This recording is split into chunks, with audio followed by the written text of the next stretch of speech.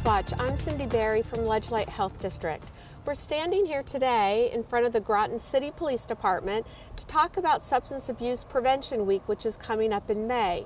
My guest today is Carolyn Wilson, who is the coordinator of the Groton Alliance for Substance Abuse Prevention. Welcome. Thank you.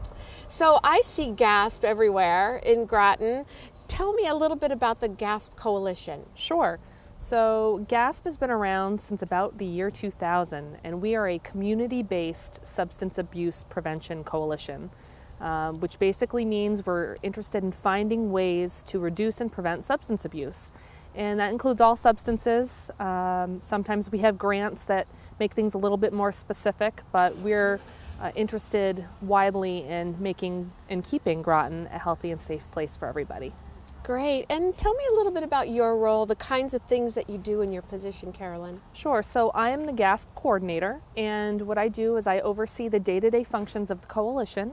I work on the planning aspects. I get the coalition together to help me do that, and I hold meetings and plan events and come up with interesting ways to prevent substance abuse in Groton. Mm-hmm. And wow, you were established 17 years ago. What have been some of your best accomplishments, would you say? Well, I can't take credit for all of it. There were a lot of people working hard on it before I overtook the coalition in 2013.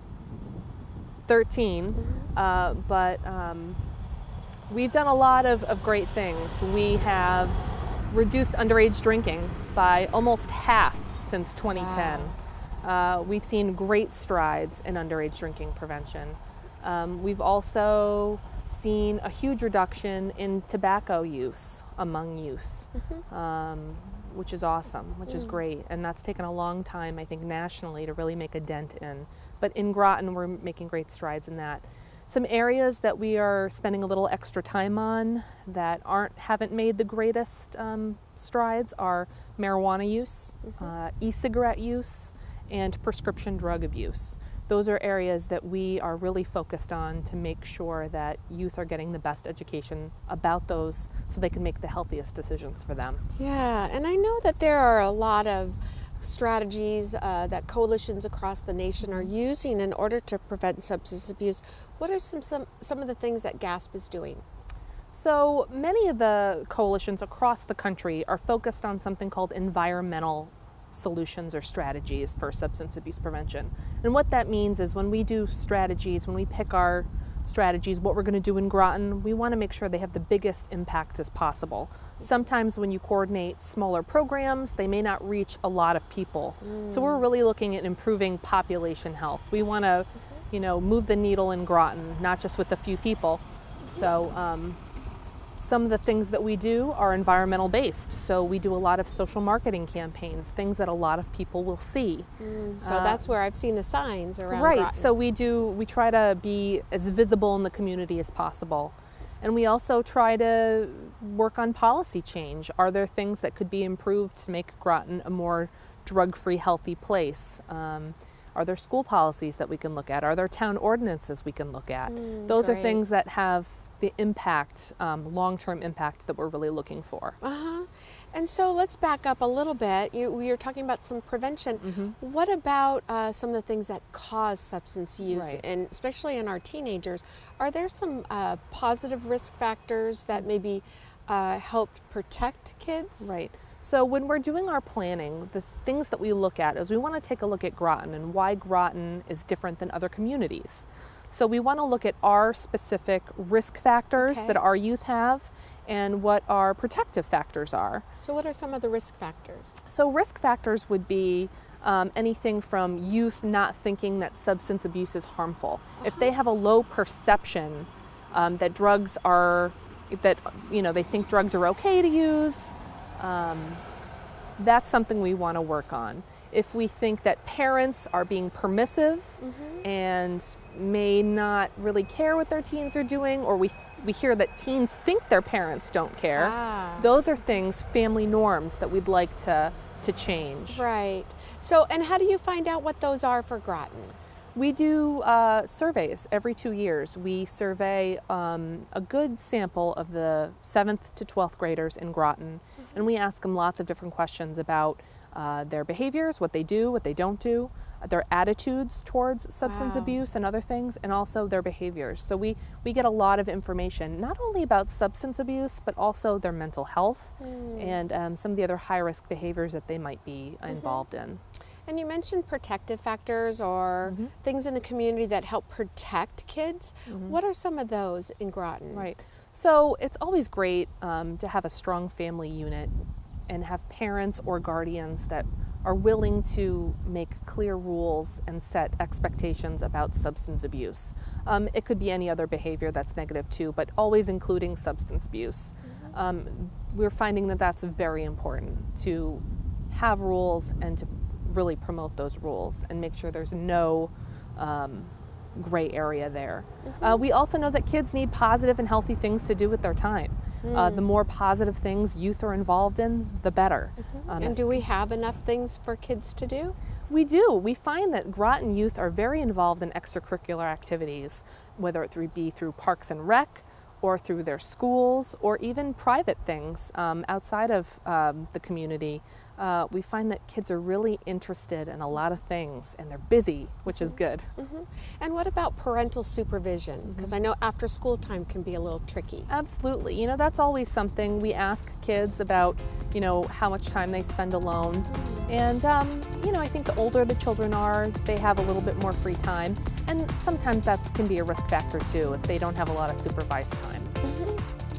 So we're going to take a break, Carolyn, and when we come back, we'll talk a little bit more about National Substance Abuse Prevention Week and the kinds of activities that you're going to be doing through the GASP Coalition. Great. Okay, we'll be right back.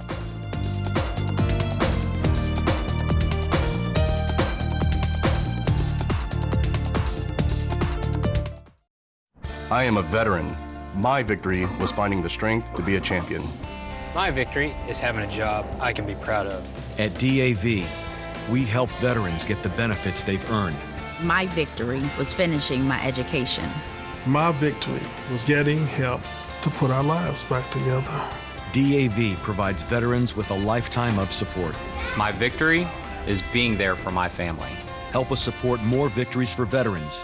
Go to DAV.org.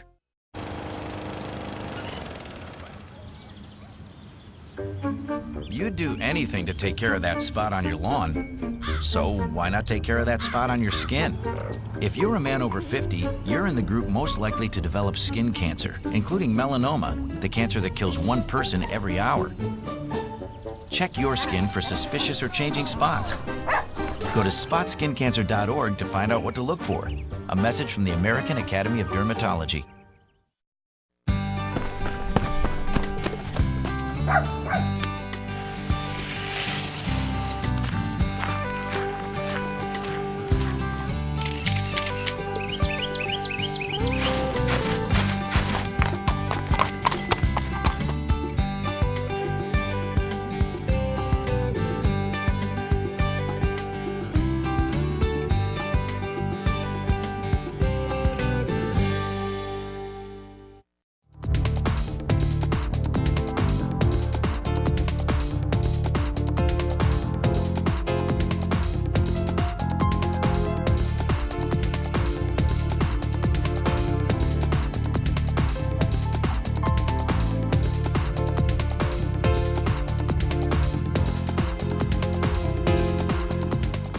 Welcome back to Healthwatch. We're talking today with Carolyn Wilson, who is the coordinator of the Groton Alliance for Substance Abuse Prevention right here in Groton. And we're at the beautiful Groton City Police Department on a nice spring day. So thank you for being with us.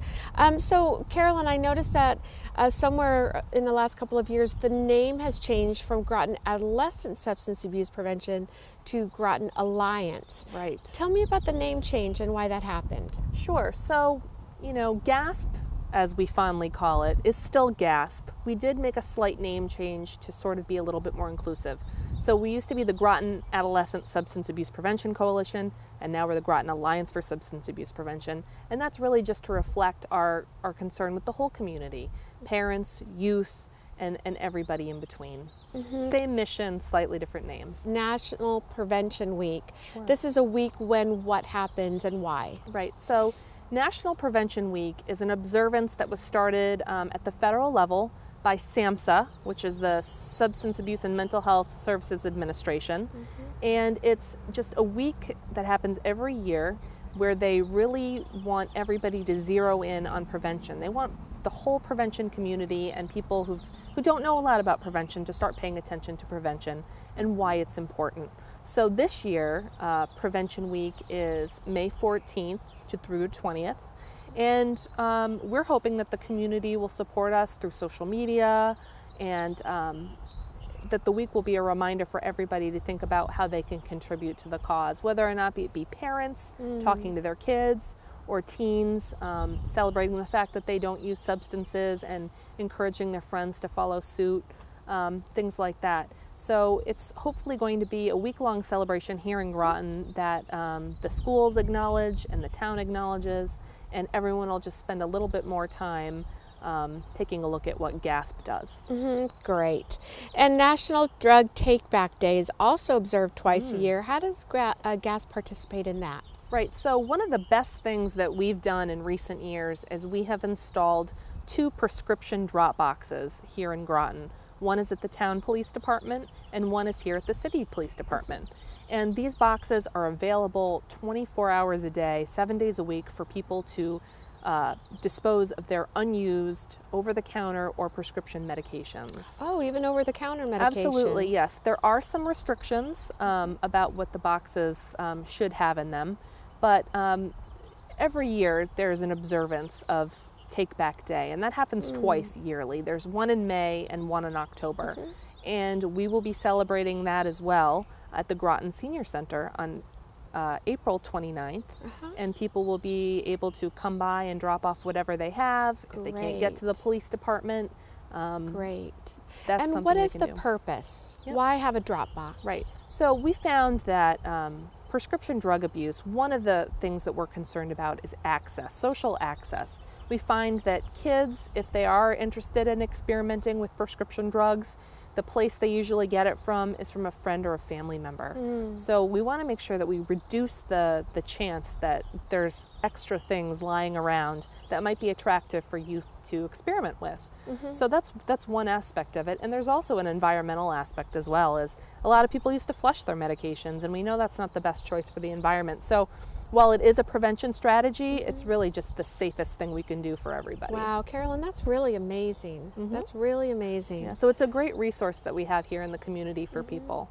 And how successful has it been? Have people kind of caught on? They know where it is? And Absolutely. So, you know, we do these take back days twice a year, and people always come to those. But people are also realize that they don't have to wait for that special holiday to do it, that they can come and take it to the box, as we say.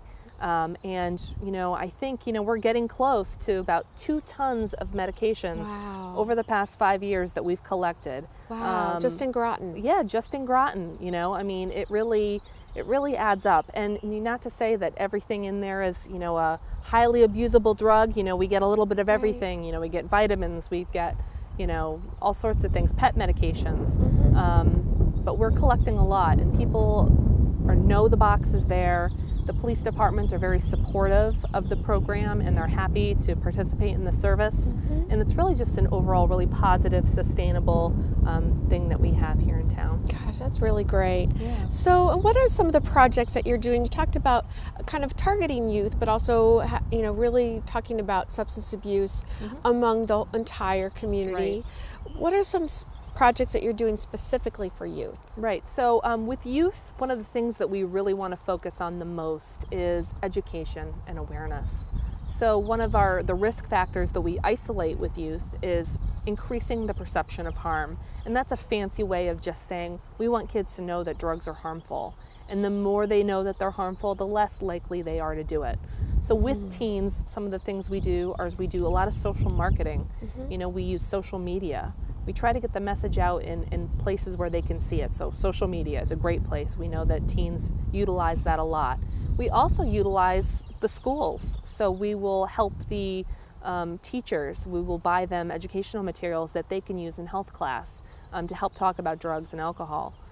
We also do a lot of campaigning, poster campaigns to educate teens on the different things they need to consider when it comes to drugs, whether or not it be just health risks or legal consequences. We really take a look at a lot of different things to really arm kids with the knowledge that they need to make good decisions. And I know that you have lawn signs out. I've seen those Yes. around town. Tell me about those. So in addition to youth, we like to speak directly to parents and adults, caretakers of kids. And one of the strategies that the coalition selected this year was lawn signs. And the lawn signs that are up around town, you may have seen them. I know I've got some. Very colorful. Yeah, they're red and they're white, great. and they say, talk to your teens about drugs, they'll listen. Oh, that's great. And basically the message is a lot of parents or other caretakers assume that their kids just sort of know how they feel about drugs, that they don't have to say anything, that they've heard in school, they've gotten all the information that they need, and they're not going to do it. But we know that teens don't do well with any sort of ambiguity. They really need to hear clear, kind of concrete and clear, clear rules and expectations around substance abuse. They need to hear it, and they also need to know what their consequences are. So that was our effort. And we also did a mailing too, directly to parents, not to every home in Groton, but a good amount. Basically with the same message as, this is something you definitely want to speak to your kids about. Don't assume they already know how you feel unless you've said it and really laid out how you feel about it. Have the talk. Yeah, oh, that's great. So GASP is a community-based coalition, Yes. and what does that mean, and are you looking for new members? Absolutely. So the great thing about GASP is it is a collection of people, different community members and stakeholders in the community. So we have a little bit of everybody in the community. I'm the coordinator, so I sort of oversee all the business side of everything and make sure that everything is going smoothly and that we're doing what we said we were going to do and keep us all on task. But I couldn't do it without all the community members who show up and participate and help GASP. And we have community members from all different sort of walks of life and parts of the community. We have teachers and school administrators. We have counselors who are involved, different town employees, parks and recreation. We have parents and youth, obviously. We even have our own little youth group. Oh, that's great. We have all sorts of youth serving organizations and business owners and things like that. Yeah. So, I could talk to you for a long time because you have so much information and there are just so many questions. Yeah. And it's so confusing, a topic. But basically, I really want to end our time together today by asking you, what's been the most challenging part of all this work for you? Right. So, when it comes to something like substance abuse, it's a very emotional topic because in society right now, you're getting to the point where many people in some way, shape, or form have been affected by substance abuse, either directly or indirectly. And we hear about it on the news all the time, and it's really a community problem. And some of the challenges we have are to really grab people's attention, I mean, we're sort of a special interest, and not everybody, people have busy lives, and not everybody always has time to, spend for substance abuse prevention. But if we think about, what do we want our community to look like, and how we want our teens to be, and how, healthy and safe we want everybody to be, it's really worth everybody's time to pitch in and to make sure that we make prevention in Groton a priority. It really does matter. Yeah. Well, your enthusiasm is contagious, I have to say. It really shows that you love your job. And what's been the most rewarding part of it for you? Oh, well, I'm definitely a people person. I've gotten to meet some excellent people in the community, a lot of relationships I really value. I've got to meet some great teens who are really leaders in our community, and it really blows me away the amount of things that our youth are involved in and how they're so passionate about so many different things. And it's really important that we lift these leaders up and make sure we give them lots of opportunities for them to really showcase their leadership skills. That's really been the most rewarding. Yeah. Well, Carolyn, thank you for being my guest today. I think that Ledgelight is really lucky to have you, as well as the Groton community. If you have any questions, please reach out to Carolyn at Ledgelight Health District. 860-448-4882, and your extension is 318. 318. All right, great. Well, have a great day, everyone, and thank you again, Carolyn. Thanks for having me, Cindy. Thank you.